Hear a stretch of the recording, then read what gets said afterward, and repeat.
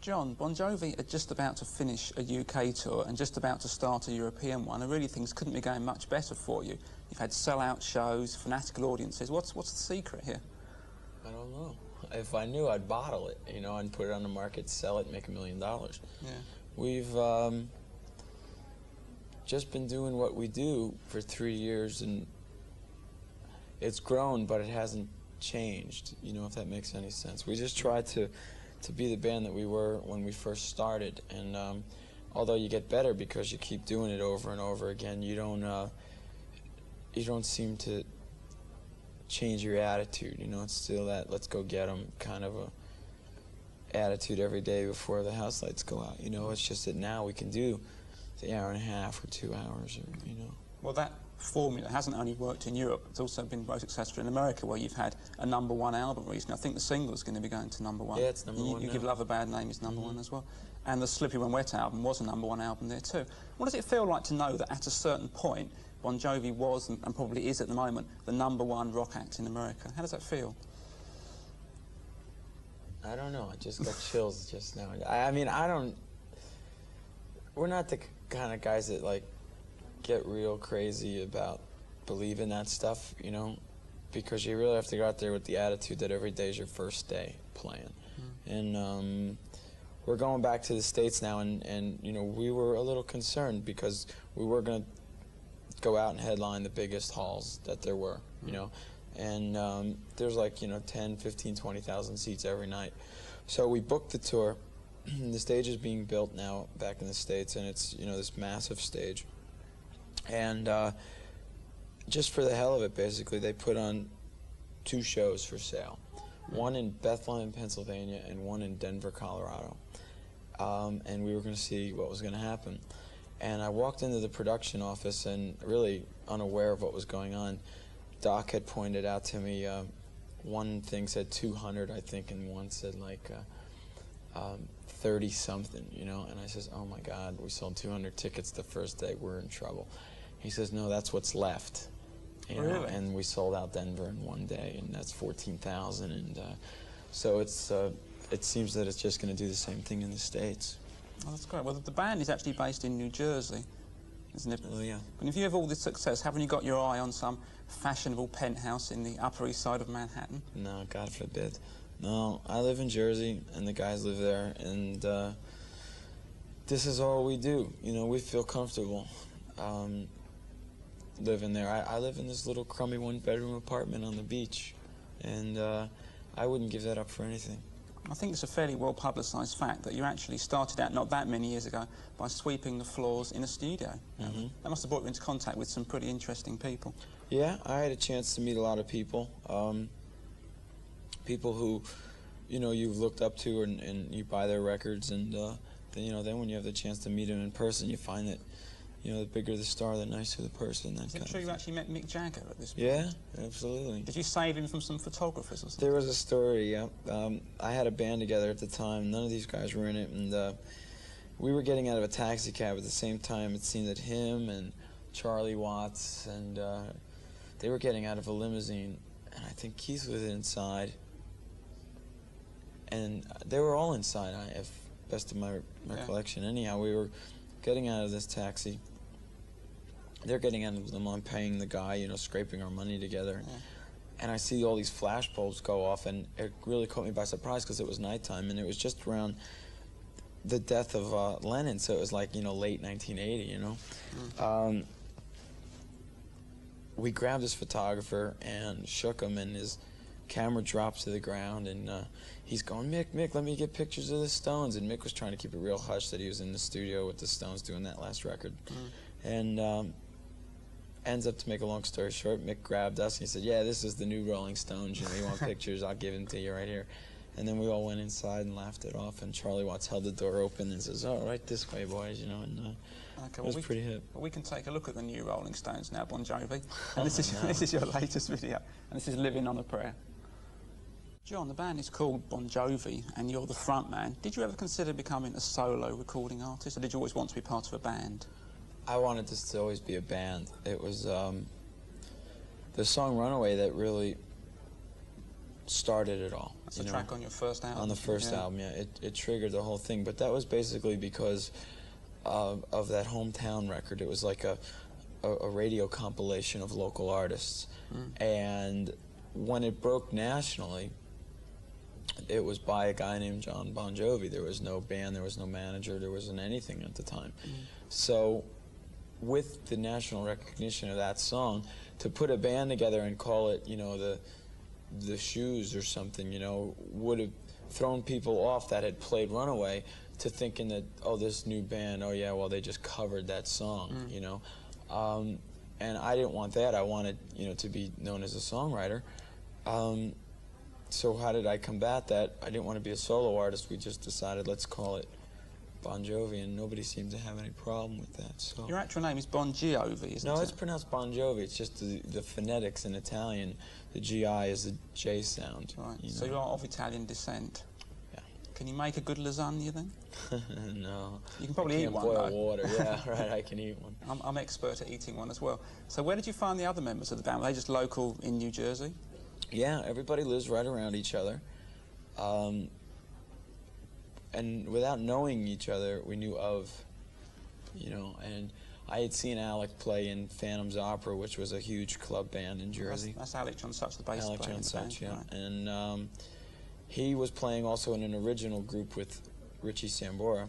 Yeah. Dave Bryan and myself had played on and off together through the years, and I had seen Tico Torres play with a band called Lord Gunner, which was a semi-original group down in Asbury Park. Right. And, you know, basically I called Dave, and I says, well, here's what I want to do. You know, I want to get the band together, and this is going to be like the band. And he says, okay.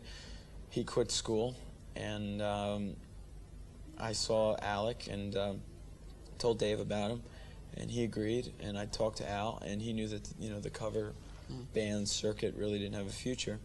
So he came on and recommended Tico. Right. And he initially got the meeting together with T. And it was snowing like hell one day, and I was supposed to meet with him. And I knew that if I didn't, you know, I'd be delaying the process. So I drove there in like this blizzard, you know, and he thought I was crazy enough to come there. He might as well really consider it. And he quit the Knockouts, you know, make a long story short. He was Frankie in the Knockouts. He was with the Knockouts at the time, and they, you know, had a few albums out, and he'd just gotten off the road. And he went back to the garage again, you know. And we started playing out like that, and then a few months later, Richie Sambora was in the audience, and came backstage and said he wanted to be in the band. And after hearing him play and talking a bit, you know, we found we were really on the same track, you know. And the rest, as they say, is history. And the first video the band made, which we're going to see in a moment, is called Runaway. And I understand I understand that you weren't too impressed with the girl who plays the central character in this video. What didn't you like about her?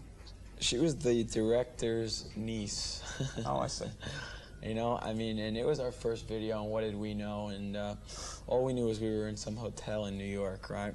And we thought that was like the coolest thing in the world because we weren't paying the bills, you know, and we learned all kinds of neat things in the last 4 years about the record industry. And there's these video directors making this mini fire starter movie, and it had nothing to do with the song, and they wouldn't even let us be at the shoot except for the one part of the one day that they used us. And we saw it, and we almost died, you know. Oh, well, here it comes. You don't have to watch if you don't want to. I'm leaving the room. Thanks, John. This is Runaway coming up. This is Bon Jovi, the man. I'll be talking to Bon Jovi, the band, after the video.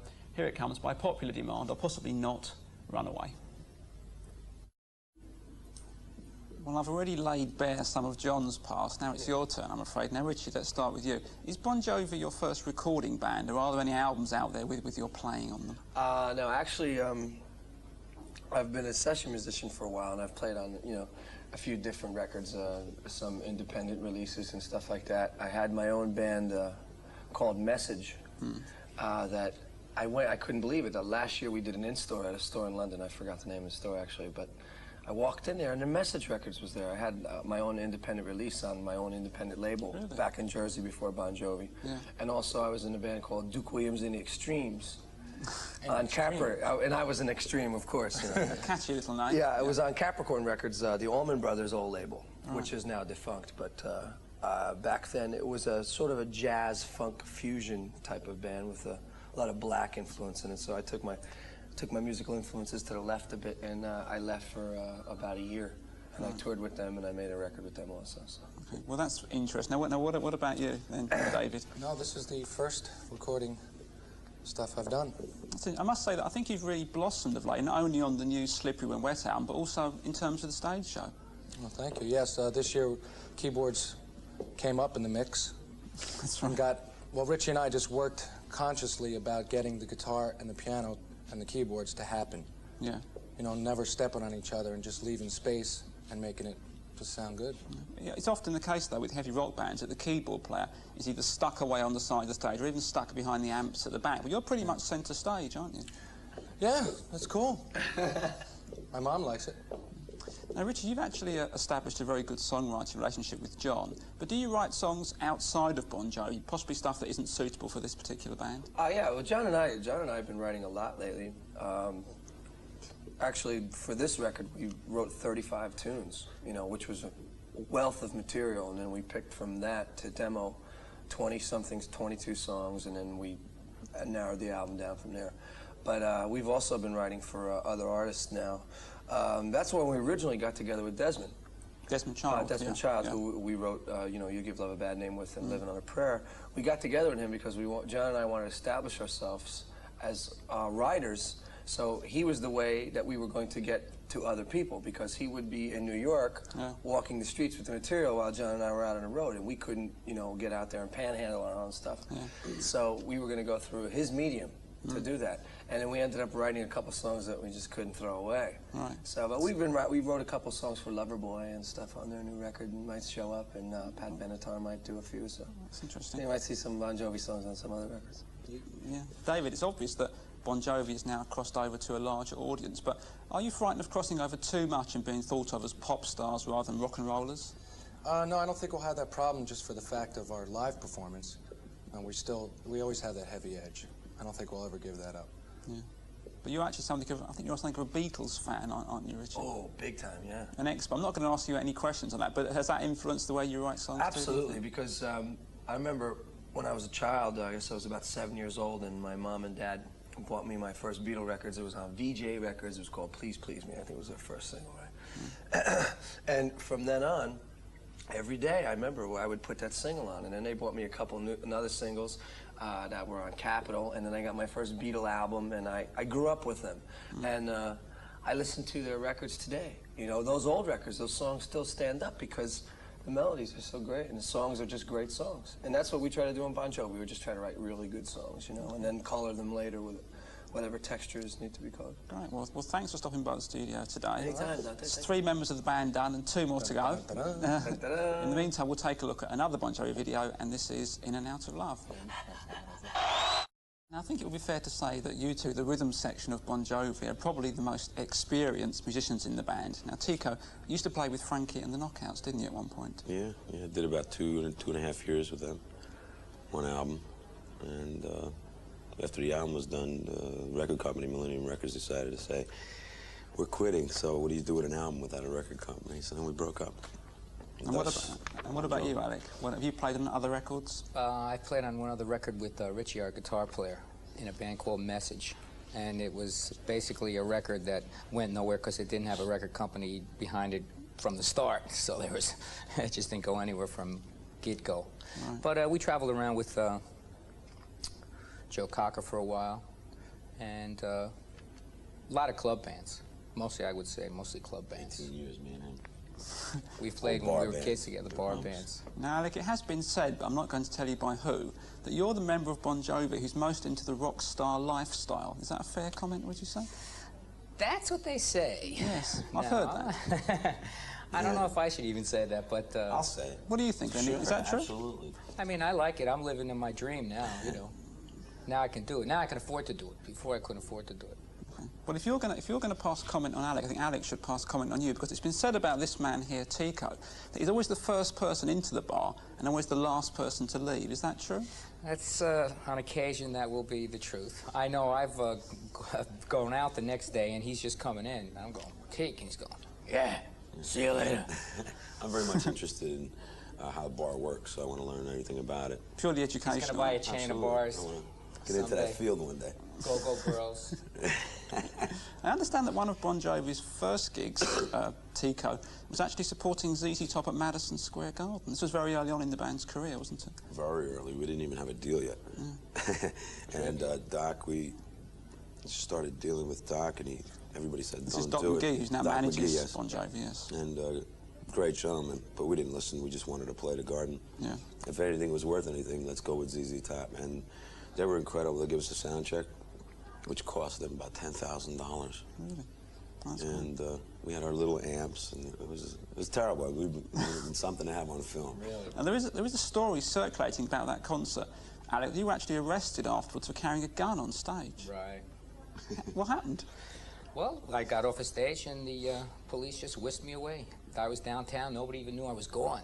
It was nuts, man. There was limos coming down the highway, getting into the police station. I forget what precinct they brought me to, and they got me out. See, it was a real gun, but it was an antique gun. Yeah. They have made no bullets for it, like since 1933. It was like in 1888. Over and under Derringer, and I used to wear it on stage because it looked bad, you know. Yeah.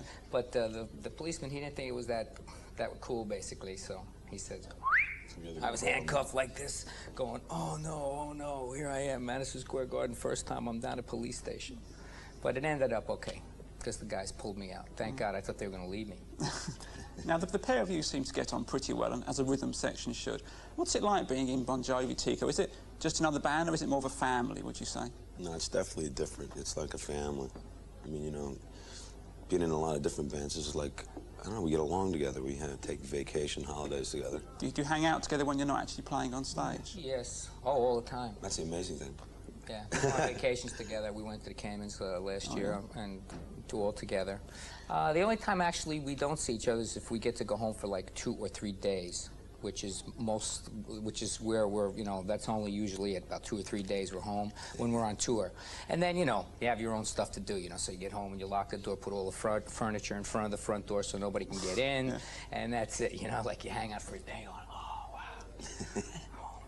And then you're back together again, and we all hang out when we do records and stuff like that. We all hang out. We just say you're heading off into Europe on a tour now. Yeah. Thanks for taking time to stop by the studio. We've now spoken to the whole of the Bon Jovi family, and we'll end with another video, and this is You Give Love a Bad Name. Okay. Thank you.